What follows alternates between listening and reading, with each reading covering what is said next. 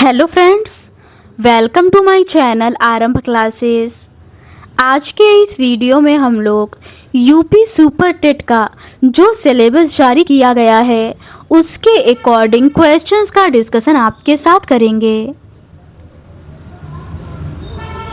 इस बुक में UP super TET के सिलेबस के अकॉर्डिंग ही क्वेश्चंस दिए हुए हैं। यूपी सुपर टेट के सिलेबस में लैंग्वेज हिंदी, इंग्लिश और संस्कृत के इन टॉपिक से कुल 40 मार्क्स के क्वेश्चंस आएंगे। साइंस के इन टॉपिक से रिलेटेड कुल 10 नंबर के क्वेश्चंस आएंगे। मैथ्स के इन टॉपिक से रिलेटेड कुल 20 मार्क्स के क्वेश्चंस आएंगे। पर्यावरण एवं सामाजिक अध्ययन के इन टॉपिक से रिलेटेड कुल 10 नंबर के क्वेश्चंस आएंगे। शिक्षण कौशल के इन सभी टॉपिक से रिलेटेड कुल 10 नंबर के क्वेश्चंस आएंगे। बाल मनोविज्ञान से इन टॉपिक से रिलेटेड कुल 10 मार्क्स के क्वेश्चंस आएंगे। सामान्य ज्ञान और करंट अफेयर्स के इन सभी टॉपिक से रिलेटेड कुल 30 मार्क्स के क्वेश्चन आएंगे।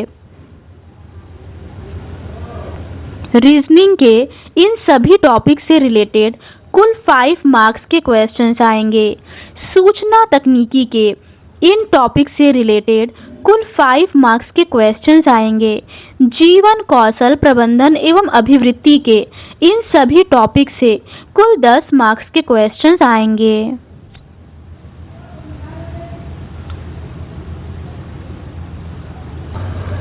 आज के इस वीडियो में हम लोग शिक्षण कौशल के रिमेनिंग क्वेश्चंस का डिस्कशन आपके साथ करेंगे।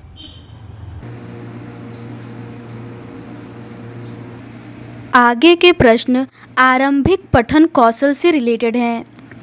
क्वेश्चन है, पठन वह जटिल अधिगम प्रक्रिया है जिसमें दृश्य श्रव्य सर्किटों का मस्तिष्क के अधिगम केंद्र से संबंध निहित है। यह कथन है। इसका सही आंसर है कैथरीन ओकानर का। अगला प्रश्न है, लिखित भाषा में ध्वन्यात्मक पाठ को कहते हैं। इसका सही आंसर है मौखिक पठन। अगला प्रश्न है, पठन की क्रिया में आवश्यक है। इसका सही आंसर है अर्थ ग्रहण करना। अगला प्रश्न है, वह क्रिया जिसमें शब्दों के साथ अर्थ ध्वनि भी निहित है कहलाती है। इसका सही आंसर है वाचन। अगला प्रश्न है, वाचन के माध्यम से शब्दों पर उचित बल दिया जाता है। इसका सही आंसर है पठन कौशल में। अगला प्रश्न है, वाचन से प्राप्त होता है। इसका सही आंसर है अक्षर, उच्चारण, ध्वनि, बल, निर्गम, सस्वरता आदि। अगला प्रश्न है, पठन कौशल के उद्देश्य हैं। इसका सही आंसर है 10 उद्देश्य। अगला प्रश्न है, बालकों के स्वर में आरोह अवरोह का ऐसा अभ्यास करा दिया जाए कि वे यथा अवसर भावों के अनुकूल स्वर में लोच देकर पढ़ें। इसका सही आंसर है ये पठन कौशल का प्रथम उद्देश्य है।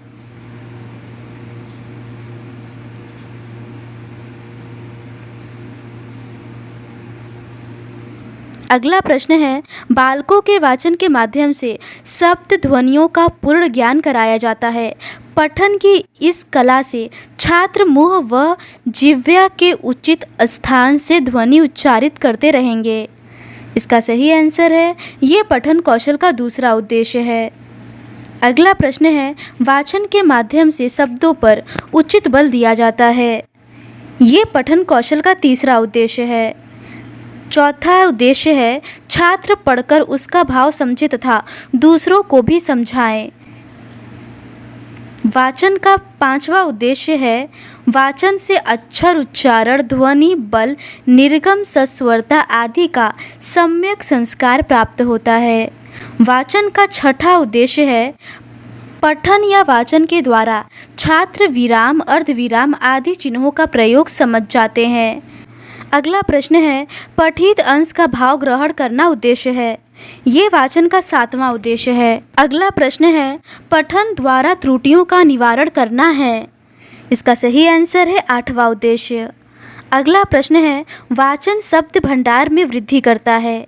ये 9वां उद्देश्य है। वाचन से स्वाध्याय की प्रवृत्ति जागृत होती है। ये वाचन का 10वां उद्देश्य है। अगला प्रश्न है, पठन कौशल के आधार हैं। इसका सही आंसर है 2, वाचन मुद्रा और वाचन शैली। अगला प्रश्न है, बैठने खड़े होने का ढंग पठन सामग्री हाथ में ग्रहण करने की रीति तथा भावानुसार हाथ, पैर, नेत्र आदि अन्य अंगों का संचालन है। इसका सही आंसर है वाचन मुद्रा। अगला प्रश्न है, भावानुसार स्वर के उचित आरोह अवरोह के साथ पढ़ना है। इसका सही आंसर है वाचन शैली। अगला प्रश्न है, पठन कौशल के गुण हैं। इसका सही आंसर है 4। अगला प्रश्न है, प्रत्येक अक्षर को शुद्ध तथा स्पष्ट उच्चारित करना है। इसका सही आंसर है पठन कौशल का प्रथम गुण। अगला प्रश्न है, पठन कौशल का दूसरा गुण या विशेषता है। इसका सही आंसर है पठन में सुंदरता के साथ प्रवाह होना। अगला प्रश्न है, मधुरता या प्रभावोत्पादकता तथा चमत्कार पूर्ण ढंग से आरोह अवरोह के साथ वाचन होना चाहिए। इसका सही आंसर है पठन कौशल की तीसरी विशेषता है। पठन कौशल का चौथा विशेषता है, प्रत्येक शब्द को अन्य शब्दों से अलग करके उचित बल तथा विराम के साथ पढ़ना। अगला प्रश्न है, पठन कौशल की शिक्षण विधियां हैं। इसका सही आंसर है शब्द तत्व पर आधारित विधियां तथा अर्थ ग्रहण पर आधारित विधियां। अगला प्रश्न है, शब्द तत्व पर आधारित विधियां हैं। ये 3 हैं, वर्ण बोध विधि, ध्वनि साम्य विधि और स्वरोच्चारण विधि। अगला प्रश्न है, छात्रों को पहले वर्णों का ज्ञान कराया जाए, वर्णों में भी स्वर पहले और व्यंजन बाद में सिखाया जाए, फिर मात्राओं का ज्ञान, तत्पश्चात संयुक्त अक्षरों की जानकारी दी जाए। इसका सही आंसर है वर्ण बोध विधि के माध्यम से। अगला प्रश्न है, वर्ण बोध विधि का संशोधित रूप है। इसका सही आंसर है ध्वनि साम्य विधि। अगला प्रश्न है, समान उच्चारण वाले शब्दों को साथ साथ सिखाया जाए। इसका सही आंसर है ध्वनि साम्य विधि में। अगला प्रश्न है, राम नाम काम साम उदाहरण है। इसका सही आंसर है ध्वनि साम्य विधि के। अगला प्रश्न है, अक्षरों एवं शब्दों को उनकी ध्वनि के अनुसार पढ़ाया जाता है। इसमें 12 कड़ियों को आधार माना जाता है। इसमें स्वर के बिना व्यंजन नहीं सिखा सकते। इसका सही आंसर है स्वरोच्चारण विधि में। अगला प्रश्न है, शब्द से संबंधित वस्तु या चित्र दिखाकर पहले शब्द का ज्ञान कराया जाता है। चित्र के नीचे वस्तु का नाम लिखा होता है। चित्र परिचित होने के कारण छात्र सरलता से शब्द से साहचर्य स्थापित कर लेते हैं तथा अध्यापक का अनुकरण करते हुए छात्र शब्द का उच्चारण करते हैं। यह विधि है। इसका सही आंसर है देखो और कहो विधि। अगला प्रश्न है, देखो और कहो विधि है। इसका सही आंसर है मनोवैज्ञानिक विधि। अगला प्रश्न है, पूर्ण से अंश की ओर, ज्ञात से अज्ञात तथा सरल से जटिल की ओर शिक्षण सूत्रों का पालन होता है। इसका सही आंसर है देखो और कहो विधि में। अगला प्रश्न है, पहले वाक्य फिर शब्द तत्पश्चात वर्ण, इस क्रम से छात्रों को वाचन का अभ्यास कराया जाता है। इसका सही आंसर है वाक्य विधि में। अगला प्रश्न है, छोटे छोटे वाक्यों से निर्मित कहानी चार्ट व चित्रों के माध्यम से छात्रों के समक्ष प्रस्तुत की जाती है। शिक्षक इस कहानी को कक्षा में कहता है, तत्पश्चात शिक्षक कहानी को श्यामपट्ट पर लिखता है व पाठन कराता है। विद्यार्थी शिक्षक का अनुकरण करते हैं। इसका सही आंसर है ये कहानी विधि है।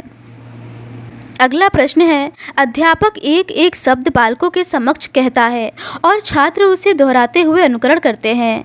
इसका सही आंसर है अनुकरण विधि में। अगला प्रश्न है, मॉन्टेसरी ने प्रचारित किया था। इसका सही आंसर है संपर्क विधि को।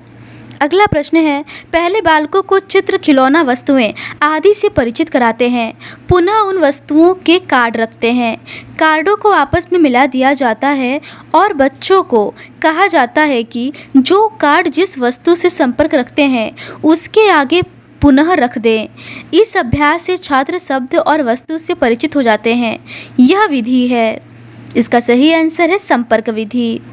अगला प्रश्न है, पठन के लिए बालकों के समक्ष उपयुक्त वातावरण प्रस्तुत किया जाता है। इसका सही आंसर है उपयुक्त विधि के माध्यम से। अगला प्रश्न है, उपयुक्त विधि में आवश्यक है। इसका सही आंसर है दृष्टि का अभ्यास, मौखिक कार्य पर अधिक बल देना। अगला प्रश्न है, वर्णों की समानता के चित्र दिखाकर किसी असमान चित्र को पहचानने का अभ्यास कराया जाता है। इसका सही आंसर है उपयुक्त विधि में।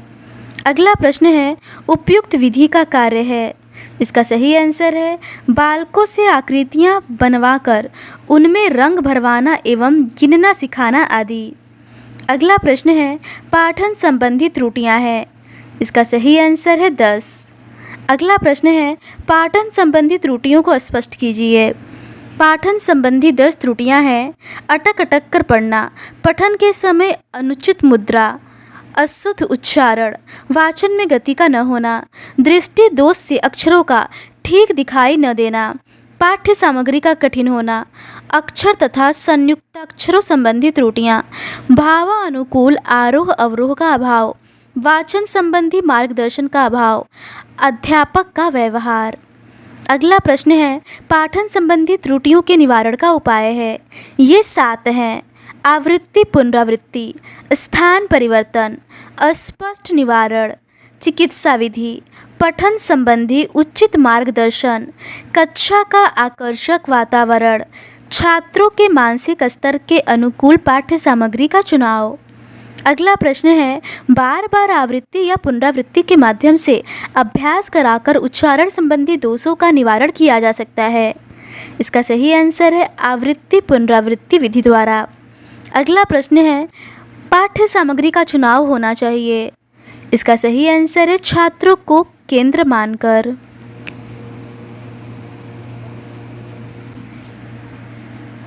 तो आज के इस वीडियो में बस इतना ही। इस सीरीज़ के नेक्स्ट पार्ट में हम लोग शैक्षिक प्रबंधन एवं प्रशासन से रिलेटेड क्वेश्चंस का डिस्कशन आपके साथ करेंगे।